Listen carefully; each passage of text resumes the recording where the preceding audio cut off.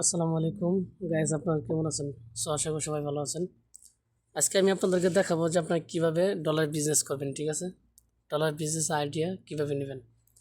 তো অনেকে ভাবেন যে ভাই ডলার বিজনেস করতে হলে কত টাকা প্রয়োজন।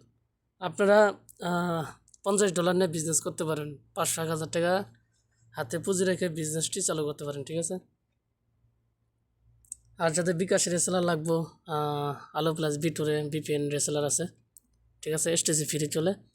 তো যাদের বিপিন রেসেলার লাগবে অবশ্যই যোগাযোগ করবেন।